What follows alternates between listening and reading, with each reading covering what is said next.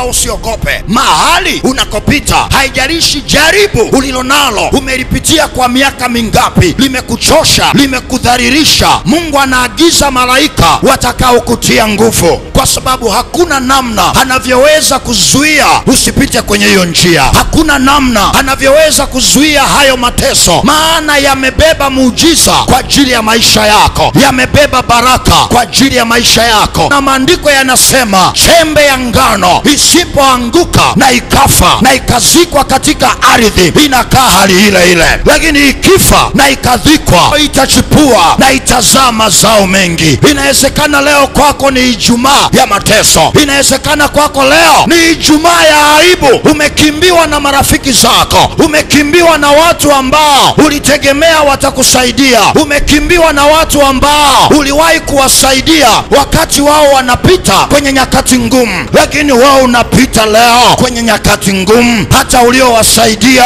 wamekugeuka, hata uliowasaidia wameungana na adui zako, hata wale uliowasaidia wamegeuka. Sikia neno la Bwana. Bwana yuko upande wako, hata kuacha hata ukamilifu wa dahari. Yeye hasinzi, aliye mlinzi wa Israeli anakutia nguvu, anasema usiogope. Tafia hapo hapo, sio mwisho wa maisha yako. Hayo madeni hayatakuua, hiyo vita kazini kwako haitakumaliza. Ni wakati tu ambao Bwana ameruhusu upite hapo. Baada ya machozi anakupa kicheko, baada ya hasara anakupa faida, baada ya kukataliwa anakupa kibali.